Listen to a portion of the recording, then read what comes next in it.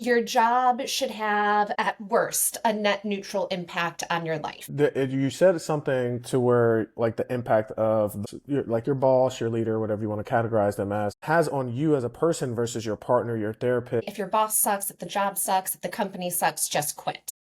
Awesome, guys. I am very excited to have this individual on to the show because I think it is very prevalent, especially with a lot of people in the transition of their careers, trying to find themselves and understand how do they actually correctly carve a path for where they are to where they want to be, not in just their overall career, but their leadership along with their life. So I have the one and only, the CEO and the founder of Encourage Coaching, Katie O'Malley. Thank you so much for being on the show today. Oh my gosh, Jay, thank you so much for the invitation to be in conversation with you and connect with your audiences. I'm delighted to be here.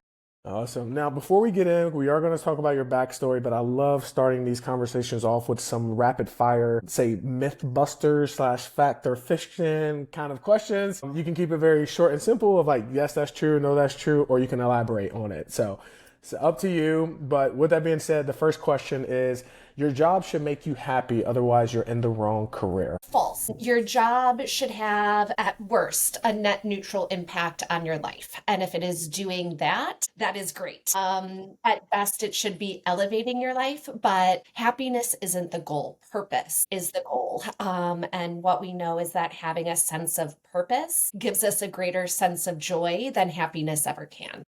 I like that so much. Now, most leaders' training is a waste of time and money. Ooh, also false. But it false, but it depends, right? Okay. So, the Society for Human Resources Management just released their CHRO report last week, and what it shows is that while a lot of companies are backing away from investing in DEI programming, they're taking that money to invest it in manager and leader training. That is very valuable if you are hiring trainers, facilitators, and coaches that actually know what they're doing and not just coming in to do crowd work Okay. and try and facilitate a conversation with no deepening of self-awareness, improvement of interpersonal effectiveness, or really going in on concrete skills like communication, collaboration, etc. Where I would say it's true, Jay, is that a lot of times leadership developers and facilitators are coming in with a one-size-fits-all approach. Okay. And the one size fits all approach is designed with the cisgender white man in mind, right? And so when we're thinking about leadership holistically, what we know is a lot of times it'll point to saying, hey, women, people of color, LGBTQ folks, you're the problem. You have to figure out how to fit into these norms. And so what we know is that doesn't work because then it makes us feel worse Correct. about ourselves instead of more confident and more efficacious. And so really finding leaders and partners that understand that dichotomy and understand what it takes to really help folks who are typically underrepresented in positions of leadership or marginalized, what that development and scaffolding needs to look like for the leadership or management training to actually be effective. Gotcha. Okay. I like that. And there are a lot of these topics we're going to go a lot more in depth on. I'm sorry. No. I love it. And I'm like, let's go. It's more for the listeners like, hey, just if you're getting a snippet, no, we're going to talk a lot more. But you mentioned something about the leaderships. And the third question is, if your boss sucks, quit. It's not your job to fix them. Yes. Yeah. Okay. I could just be simple yes or no's. I mean, I would love to be able to say, if your boss sucks, if the job sucks, if the company sucks, just quit. It is taking an average of 5 months for someone who is fully employed to find new employment. For someone who is unemployed, it is taking 10 months to a year. And those numbers are not going to improve with the decisions that we are seeing being made with the current administration, right? Those numbers are not going to get better in the short term. So yeah, if your boss sucks, what the research shows is that our bosses, our supervisors, our direct managers have more of an impact on our mental health and well-being than our spouse or significant other and our therapist. And so if your boss sucks, You're not going to be able to change them. They're going to have a negative impact on your life. But if you cannot sustain being unemployed for 5 months to a year, Hmm. and stay put and just start looking and putting in the minimum viable effort Yeah. in that position. And as Mel Robbins would say in through her book, The Let Them Theory, you got Hmm. to just let them be who they are and Correct. recognize what you actually have control over. I love that. You said something to where like the impact of the boss has, like your boss, your leader, whatever you want to categorize them as, has on you as a person versus your partner, your therapist. I was listening to a podcast and they were talking about like relationship dynamics and so forth, and like how one partner will not listen to their spouse, though they will listen to their boss who tells them like to do certain things. It's like, well, what that doesn't make sense. But I think it goes to a part of like the hierarchy of needs, like Maslow's hierarchy of needs, where this person is giving you an opportunity to take care of the necessities that you would need just in your life versus your partner or your therapist isn't doing so. So like your level of I don't know the right word to say, but like to then adhere to what these other people are saying, you're not going to take as serious or as important versus this person who is paying you to then be able to take care of your life. It's so interesting. Right, right. That idea of compliance, right? Yes, there you go. And really, and a lot of times people will say I'm one person at work and a different person at home. And I Yes, always say, no, you are the same person in all of these places, correct. but you are choosing different behaviors in Mm, different spaces.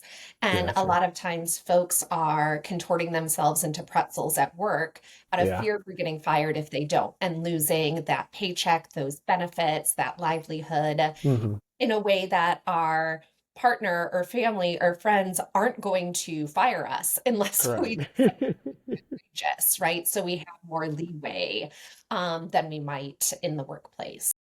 Now, with that, if you're not progressing in your career, it's probably your fault. No, absolutely not. Absolutely not. False, emphatic, no. If you're That's the not, first statement you had so far where it's like, this is coming. Yes. yes, Okay. stamp on it. At Encourage Coaching, we really look at both sides of the workforce equation. We want to help employees find workplaces and roles where they can thrive, and we want to help employers cause no harm to the employee while they are there 9 to 5, 8 to 6, whatever those hours have to be. And so sometimes folks are not motivated, their skill set is misaligned for the role, the values are misaligned with the company or the team goals, but more often than not, it's an environment or systems issue that is preventing the employee from progressing or advancing, and not necessarily in the company, but also just in the labor market writ large. Gotcha. Awesome. I like that. Now, last few questions. Coaching is just expensive therapy. Ooh, no. Okay. No, well, so here's the secret about the field of coaching that I think a lot of people don't know.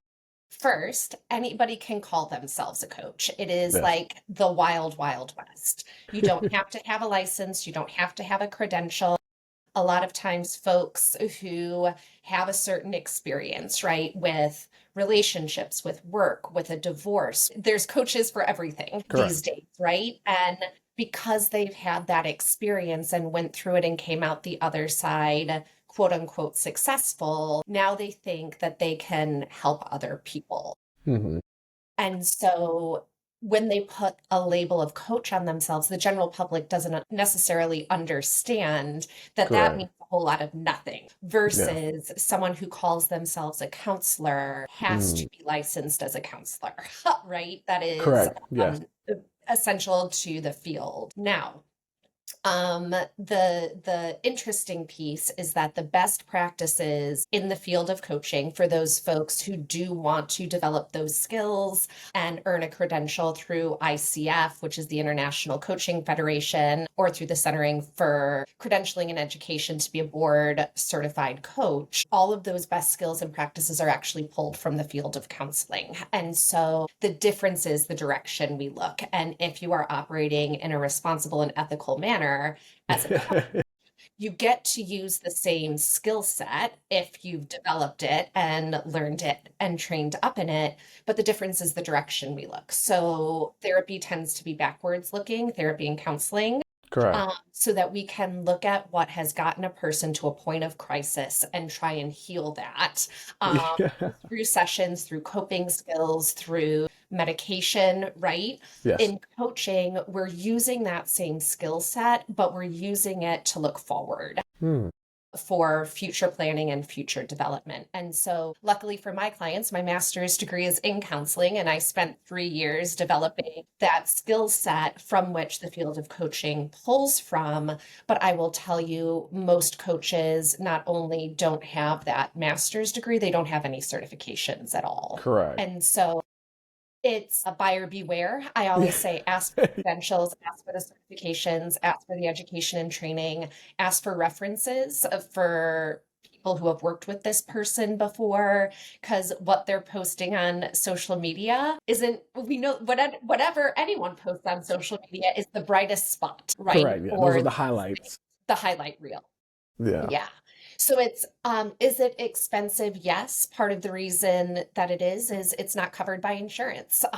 This It's is the true. reason, Jay, that I actually pivoted into coaching instead of getting licensed as a counselor Oh, after finishing the degree. So as I was going through my graduate program, what I learned pretty early on is that insurance companies are not keen to cover therapy sessions about work because oh work is wow. not a mental health diagnosis, even though work leads to burnout and the symptoms of burnout are identical to depression, anxiety, and post-traumatic stress. And so when I learned that, I'm like, well, how I want to help people, which is at the intersection of mental health and career, I'm not going to be able to do as a counselor, Yeah. right? And have my clients know that that's going to be reimbursed, or taken care of with a simple copay by insurance. And so that's why I pivoted into Yeah. coaching.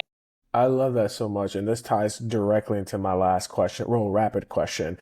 Okay. Is we talk about direction. You talked about your way of analyzing that, hey, this particular career path is not going to be cohesive to what you specifically want to do or what's going to be appropriate for what you want to do. So, do you feel that most people are setting goals all wrong and it's keeping them stuck? Mhm. It's yes, we need to be writing our goals in pen, but the path to get there in pencil, right? So having a good focus of what you want to achieve is great, but Yes. understanding the path that you think is going to get you there today could be different next week or next month. And it's Correct. being open to, you know what, something else may capture my attention or Hmm.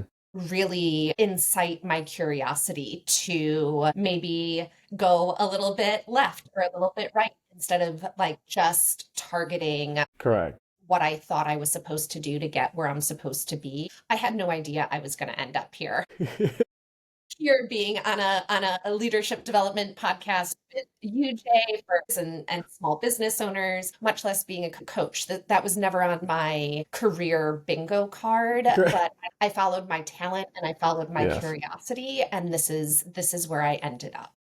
I love that. Now, I want to backtrack because you gave hints to like your backstory, your career. I mean, you have 20 years of coaching professionals, leaders, teams, and in multiple different industries from corporate to nonprofit, you name it.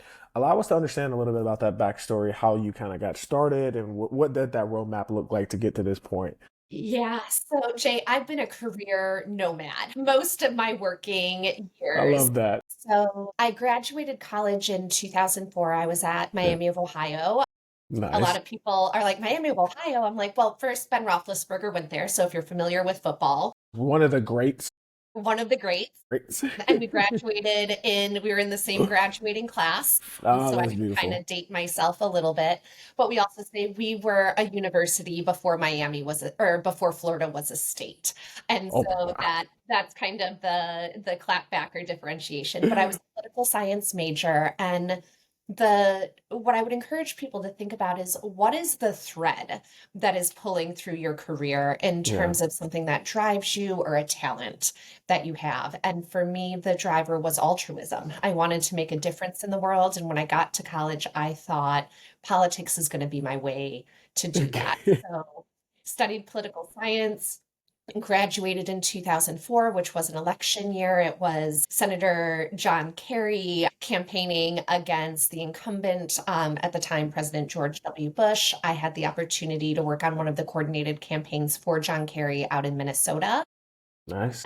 I tell folks until I became a small business owner, that was the hardest I ever worked in my entire career. 16-hour days, seven Right. days a week. And then at the end of it, when your candidate loses, there are limited job prospects, no health insurance, not a clear way forward. And what I realized is, I loved the work, but the instability of it was disagreeable to me. And so transitioned into the nonprofit sector.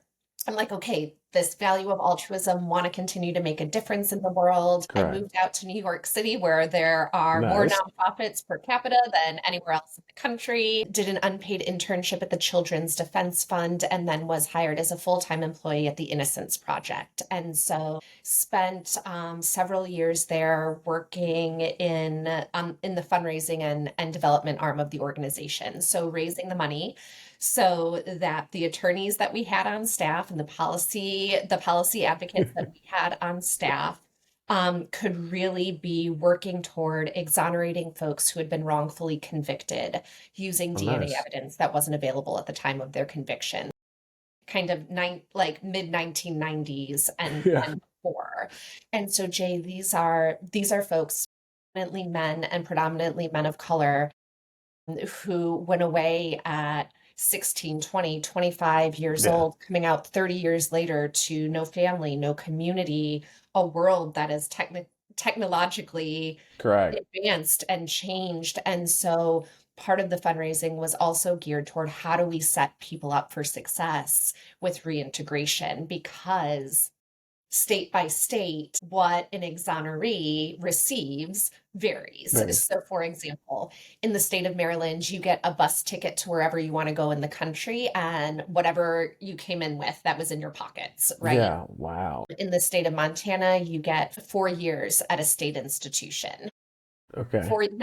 Four years at a state university or Correct. college, right? Oh, wow. And so it really varies from state to state, and none of it is enough to make up for time spent Yeah. in prison for a crime you didn't commit. Now, I say all of this, and I knew the money that I was raising made all of this possible. Yeah. But I felt really disconnected from the work, but Okay. couldn't really name that at the time because Yeah. you mentioned Maslow's hierarchy of needs earlier. It's impossible to live in New York City on almost any salary, much Yeah. less a nonprofit salary, right? So I'm like quarters together, hoping a $20 bill pops out of it so I could go to the movies that weekend. So eventually I ended up leaving New York predominantly because the return on investment just Yeah. That makes. wasn't super clear to me. And so ended up moving back to Chicago. So Chicago, I'm Nice. a Midwest girl. It's my home.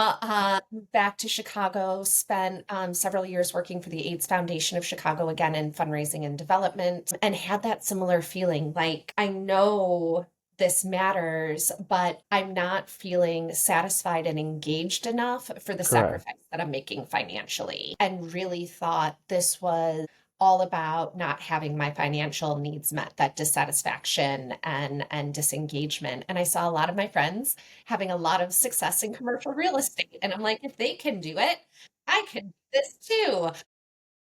And had I met with a career coach or career counselor, they would have said, Katie, there is a values discrepancy here between what drives you and what drives this industry that you Fair. may want to investigate before you make that move. And I did not do that. And on my very first day, Jay, I walked in, and within the first 15 minutes, I knew I had made the wrong choice. Like it was that evident and that bright and I just didn't know what to do. Yeah. The company's building was on the same street as my old employer at the AIDS Foundation. And I actually went back to my employer at lunchtime and had lunch there with my old colleagues. Like, I have no idea That's crazy. what I have just done.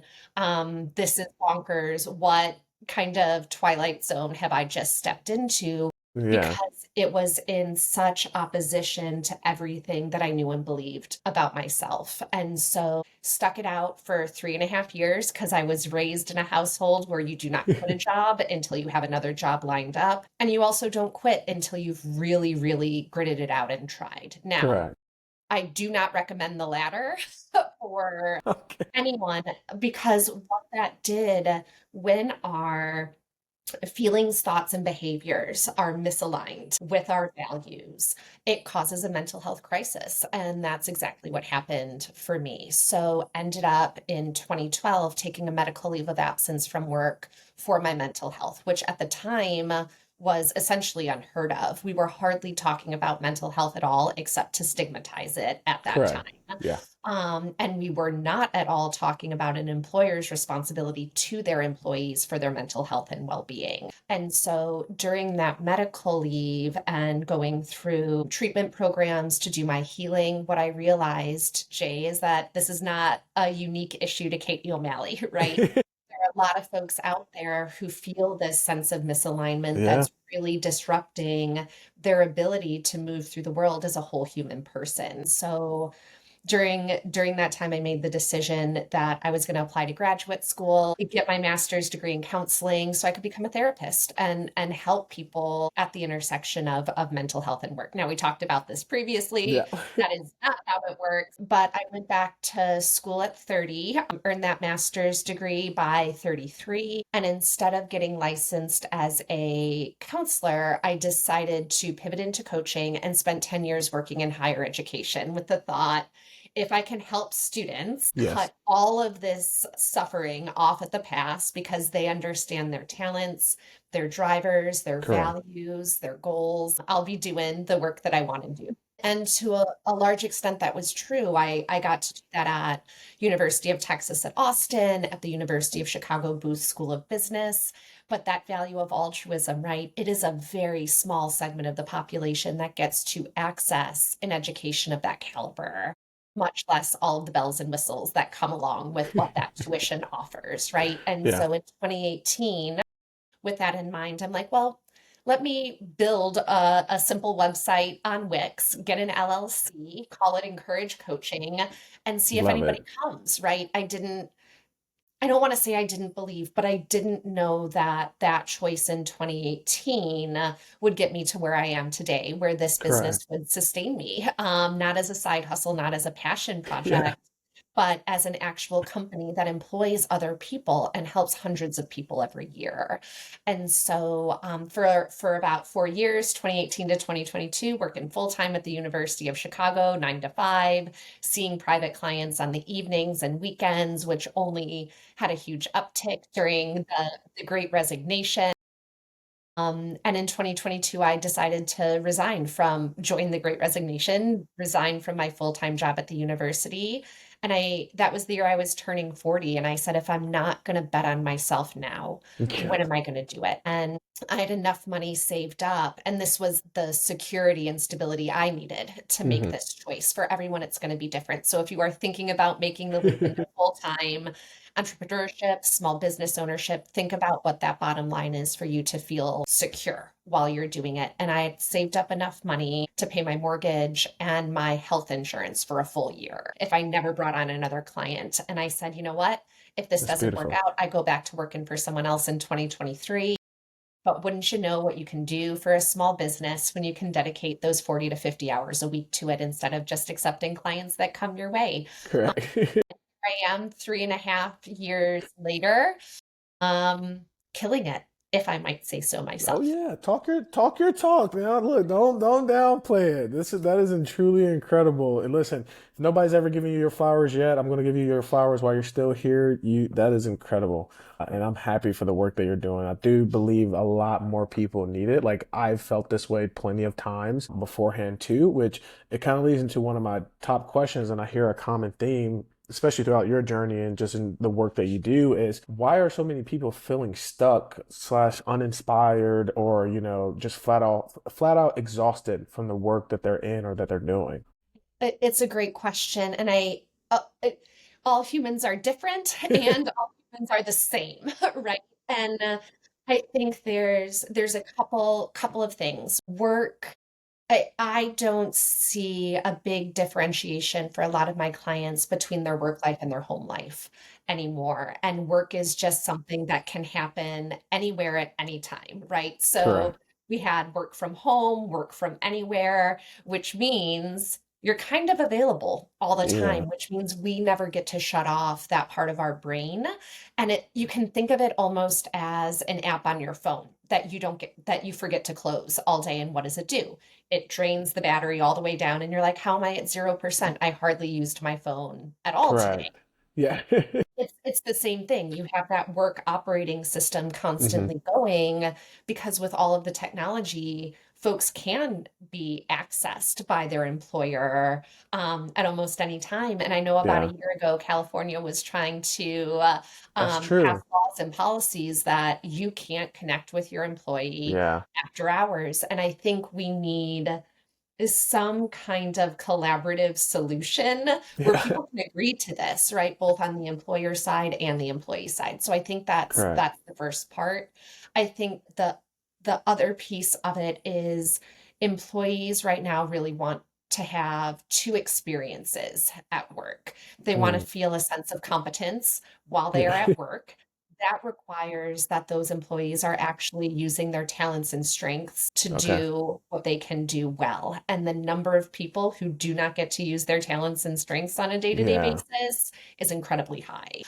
The other piece is people want to feel a sense of community, Hmm. um, which is really hard to do when you have a when you have a hybrid Yeah. workforce or a fully remote workforce, and that piece of culture is missing. And when I'm Correct. talking about culture, I'm not talking about ping pong tables The and perks. right. I'm talking about what are the employer's values? Yeah. What do they hold up as this is what differentiates us, and how are they rewarding their employees for engaging in those practices? That's what gives us a sense of community, right? Yeah. People engaging in the same set of practices, beliefs, moving towards a similar goal. And I think the third piece of this is just this great sense in America right now of individualism and isolationism. And I have to do it on my own because no one Yeah. else is going to help me. We've lost a lot of trust with each other at work and in communities. Correct. I was at the Work Human Conference last year in Austin, Texas, and the CEO of Work Human took the stage and gave a keynote and showed us research where the average 50%, not the average, I want to make sure I get this data point right. 50% of employees have only one person they can trust at work. The rest no one they can trust at work. How can we have a strong sense of culture Yeah. and belonging when we don't have trust? And I think that has to come from, again, both sides. It's not just an employer issue or an employee issue. Hmm. Employers are not trusting their employees, employees Yeah. are not trusting their employer. And I think coming up with collaborative solutions to bridge that gap is going to be essential for folks feeling not exhausted at the end of Correct. the day. I love that. And it's interesting. I'm thinking about a couple different things. The first one is when you talked about the fact of now there's this blurred line between work and life, right? Now, if you're an entrepreneur, I'm sorry, that's just a part of the game. But I think there still are those boundaries you can set in place. I remember hearing an interview, it's kind of crazy, this reference, but the rapper Eminem, he talked about this. I love them. Never make any Okay. apologies. I love it. A guy was talking about Eminem, and he was like, they were doing whatever, got into the studio. I guess it was probably like around 5 o'clock p.m. time frame, and Eminem was about to leave, and they were supposed to get started like with the work. And Eminem was like, I've been here since 9, so he treats his career his like from 9 to 5. He's like, no, no, no, this is my job. He's like, I'm coming here. I'm gonna be here between these hours. I'm gonna get the work done, and then I'm gonna go home, and then I'm gonna spend time and do everything else. He's like, that's where a lot of people go wrong, especially like in the music industry, like standpoint. But I think just in general, anyone who is an entrepreneur of some sort is understanding that have these set times and boundaries that you're going to get certain things done so that you can still live life, because they do fuel one another. And when you don't, and you start to have these blurred lines, like you mentioned, that's when you start to feel exhausted. I've had to, like, even for myself, I'm like, after this particular time, I'm shutting off. Now, if I just have the creative juices and like there's nobody else around me, cool, never mind. I'll like continue. But if not, I'm like, I am setting a boundary that I'm doing work to this point and I am going to shut off and work on something else. Rest. Or rest, yeah. It's funny because for me, to rest feels like work. Yeah. No, I'm like, I agree with you so much. Is whenever I work with folks who are aspiring coach slash business owners yeah, and operators, I'm very much 9 to 5, 11 to 7, depending on the day, and no one can touch my weekends. And yeah, part of it too is setting that expectation with clients, right? Or a boundary with clients. Now, a lot of people hear the word boundary and they think of walls that keep people out. But a correct. boundary is just a door, and you are giving people the keys by telling them what the expectation or the Yeah. boundary is to unlock and walk through that door. Clients know if they email me after 7 o'clock, they will hear from me the next day, right? If they email me on a Friday at 6 p.m., they won't hear from me until Monday, Correct. because this is my job and I love my business and I love my clients and I love my Yeah. colleagues, but it is work Yes. first. It's interesting. A podcast I just had yesterday, we kind of talked on the same subject as well. And it's interesting for people who are just beginning slash probably intermediate in their space, to where they're like, well, I want to make sure I please my client. I want to make sure I give the best customer service experience as possible. And it's like, if I'm not responding and like to their beck and call, then I feel like I'm going to lose the client or lose the opportunity.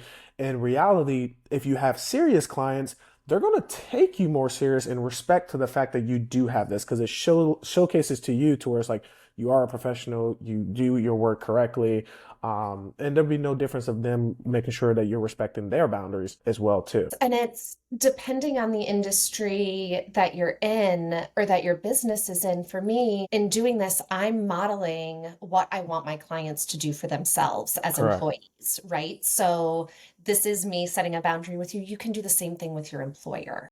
Yeah, I love that. Now, you did mention that a lot of people in their careers, they feel like or they don't put themselves in a position that they can actually showcase their passions, their talents, their actual strengths. Do you think this is probably one of the not worst, but like top mistakes in the workplace, is not allowing these people to do so? Or is it honestly more the fact of the individual not being able to identify that they do have these strengths and that they should pursue this strength versus what they're already currently doing? Yeah, so I would say it is neither of those things, and it is a Okay. failure of our education and higher education systems that do not Sure. set up students and graduates for success in the Yeah. workplace, because they are not helping them develop the self-awareness to understand this is what drives me, this is what I'm good at, and it's the combination of those two things I need to be looking for in a role in a company. So I know that's kind of a hot take. However, yeah, that's what I would say. Yeah. Okay. Well, you did mention about I can't say this word, save my life, resignation. Mhm. And we talked about a little bit of how that impacted. Do you believe because of that moment, that's what I want to say ignited or plays a crucial part of that trust that we talked about, of employers being like, okay, I'm going to hire this person, but more than likely they're going to leave within a year just because of the turnover. And like, how do you think the impact of the Great Resignation really like affected how people look at work nowadays?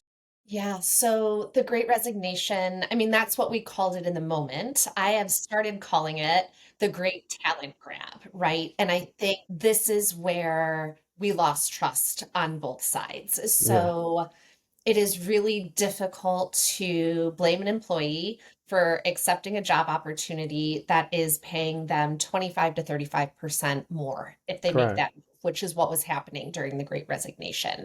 Hmm. However, that employer, what they were really doing was grabbing the talent, filling their bench, and then not necessarily giving folks enough work to do, or it was a bait and switch in terms of what the job actually was. I've been there. And so then some people double dipped during the Great Resignation and Oh made yeah. moves, right? Or sometimes even three if they were able to.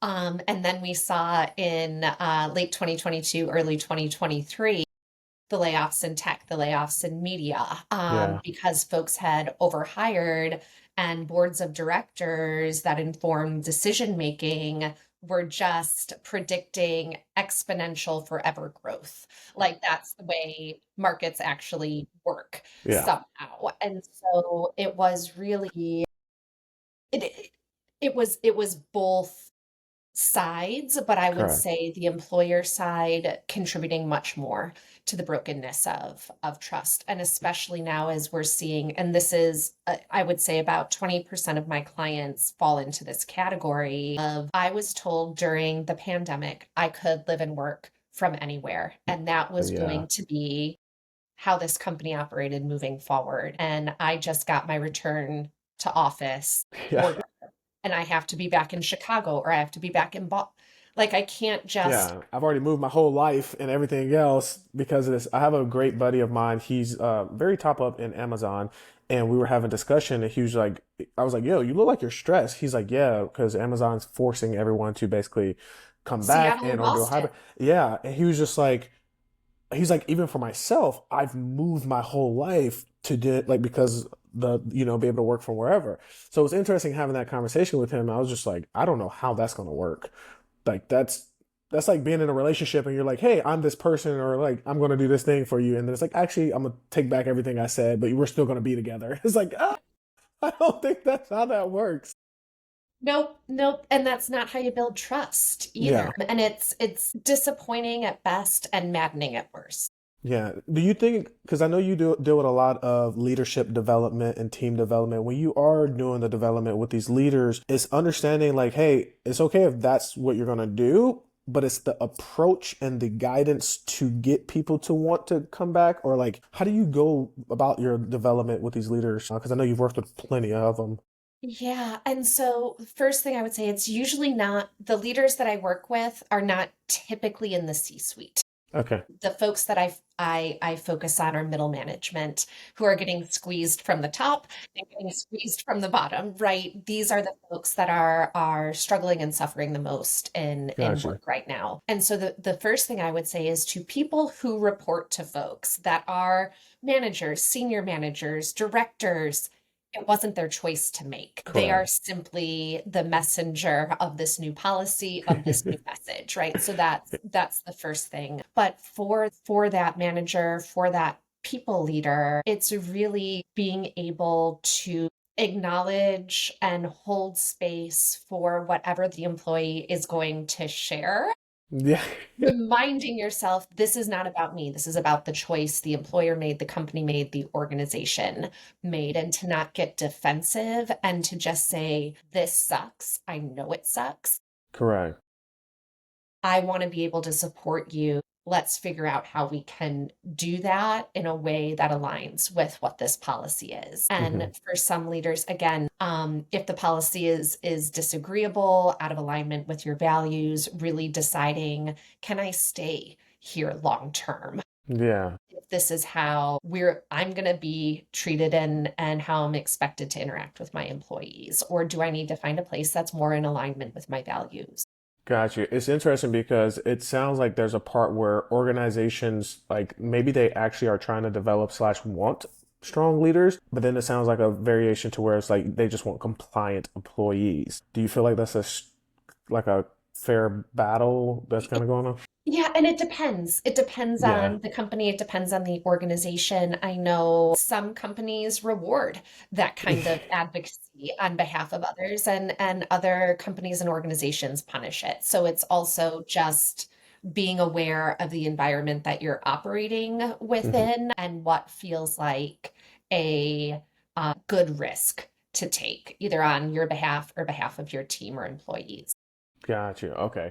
So from like rethinking the expectations of like your career and your workplace, how do you really approach someone's career? Whether they're just getting started, they're like, hey, I don't probably really know what I want to do. I know I have these interests. What does that roadmap look like? Because you get the common question, or I remember hearing it was like, don't follow your passion, do what you're good at, make money, and then eventually use the money to then like pursue your passion. But I feel like you could do both. Maybe it's just a harder pathway. How do you go about like that roadmap? Yeah, I think the first thing is you can have that question at any age. You don't just have to be career, right? I work with folks in their 50s who are like, I can't do this for the rest of my life. Tell me what I should be when I quote grow up. Right. It can't be this for the I next like that. 15, 20 years. It has to be something else. So people can come to that realization almost at any age. And what I would say is start looking at your career less as a path and more as a portfolio. So what are the experiences that you've had? What are the skills that you have developed and strengths that you have deepened as a result of that? What have you discovered about yourself and what your needs are, your motivations are, your drivers are? And it is the combination of those two sides of the coin that can help to reveal what are some good next steps. What is the Hmm. best next step given what I know about myself today? Yeah. Stay on that path until the best next step reveals itself. But it's about being open to change and being, instead of fearful of it, Yeah. embracing of it. Because the average person will have their career disrupted 7 times throughout their professional journey. And it will either be the labor markets disrupting it, kind of like we're seeing right now. It will be the employer disrupting it, or you can be the one disrupting it. And I For always sure. want to err on the side of the employee being the one disrupting their own career, but that Yeah. requires you attending to it, investing time in it, and not the work, right? But the Yes. work on you and understanding who you are and never saying, oh, man, I've been working in marketing for the last 15 years. What else can I do? I guess I'm just stuck in this for the next 30 years. Correct. Are the skills and talents and strengths that you've developed that are Hmm. transferable, right? And that's part of the role. It's part of my role is to help talk about that transferability and build the confidence to be able to say the skill is the same. They just use a different word. It's not that True. complicated. That is fair. It's like the saying where it's like, or at least what I hear, common sense isn't that common. But we've touched, I think we've touched on multiple points to this, but you said that most people are playing the career game wrong. And is it because of the fact of like not being able to identify these strengths or just like looking at their career path as, like you mentioned, like they got to stay in this thing for a long duration of time? Like, what did we miss any part from that quote of how they're playing the game wrong? Or what else do you feel that how people are playing it wrong? So it's also this idea I went to college, I got this set of skills, and now that is going to sustain me for the next 45 to 50 years of my career. Yeah. You cannot stop learning. And if you Okay. do, the opportunities are going to continue to narrow as you're trying to put together that portfolio and walk along Yeah. that path with it. And so, Dr. Michelle, we see out of MIT, she has her own consulting firm that really focuses in on the future of work. And what she talks about is that since the 1950s, humans on average are adding 3 months of life longevity every year, Wow. which means, and that trajectory has not changed since the Correct. 1950s. It has just been a growth path, which means people who are born today have the potential to live to be 150 years old. We are not going to stop working at 65, 70 Of anymore, course. right? What's being predicted is 0 to 25, we do that learning. Hmm. And then 25 to 120, we will work. And then those last 25 years will be retirement. And if you want to tell me that if what you learned in college could sustain you for a No. 100 years, given even the explosion of AI that we're seeing right now, people You're can't keep up. It's been like 6 weeks. And we can't get a handle on it. And once we do, it's already advanced. correct. This is where the employer really needs to start taking some ability for reskilling, upskilling, and engaging in lifelong learning with their employees. And I'm not talking about fire drills and sexual harassment trainings. I'm talking Correct. about legitimate learning and development that really provides access to people to develop the concrete technical skills they'll need to continue to succeed throughout their career. I love that. It's interesting. You mentioned something as well because I'm definitely that career nomad per se, if I'm understanding it correctly, where I've done multiple things. And typically, when people have a conversation, they're like, "What haven't you done?" I'm like, "Yeah, I know. I get it. I get it." But I think it's interesting because it sounds like, to a degree, that's one of the unconventional ways that people can think about their career and their success, to where it's like, it's not about the fact that you did something for 15 years, it's what just have you done in those 15 years Mhm. instead. And it's given me a lot more peace because when I have a conversation with someone, they're like, "Oh, well, what are you doing, or what's your goal or stuff?" I'm like, my current goal and what I'm currently working on, because I don't know how long I'm going to want to do this for. It's not to say that I will do this for this long, or this is my holy grail, you know, gifts from me being alive to the world. It's just like, this is what I'm currently interested in.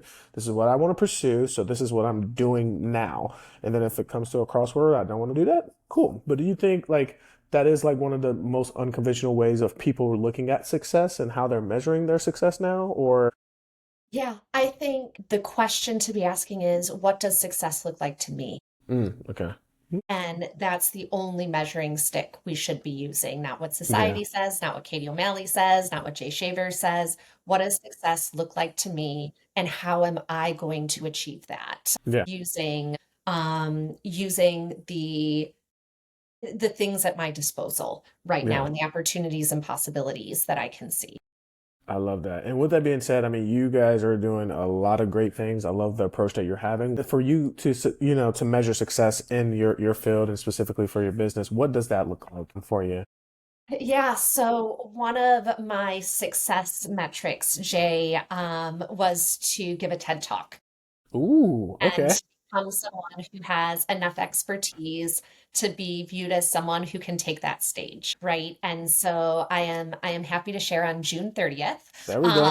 in Boston, Massachusetts, I will be giving a TEDx talk That's on beautiful. the transformational power of the missing part of our communications equation, which is listening. I love that. Definitely send it. I will link it in the bio and just share it as well. That is incredible. This is something that makes me feel successful, like I have Correct. arrived. And I'm doing it. And now I want to celebrate that and Of then course. start thinking about what's the next goal I can write in pen, open to the winding path that might get me there. I love that. Honestly, like the you saying that as I hold a pen in my hand is I love that so much. Where can people find you, connect with you, get to see the TED Talk when it finally releases? Give me a follow on LinkedIn slashes, so linkedin.us/ Kate O'Malley. And then on Instagram, you can find me at Encourage Coach Chicago. Of course, there's always the website, encouragecoaching.org. And feel free to send me an email. You'll get me, not some kind of chatbot or AI assistant. And it's just Katie at encouragecoaching.org. I love that. And we're going to link everything for you guys as well too. Katie, we talked about a lot of different things. Thank you so much for providing your experience, your knowledge as well. Now, our company is called InfoProfit, and the concept comes from the fact that you can have one piece of insight that you can take and then end up making something out of it and be rewarded from it. Now, from there, from all the insights that we have provided, what's one piece of insight or takeaway or question you would like to leave the audience today? Yeah, the question I would like to leave your audience today is, what is the best next step I can take on my career journey? I love that. Leave your answers down below. Send them to her as well too. Let her know, connect. And Katie, thank you so much for being on the show. Till next time, guys. Peace.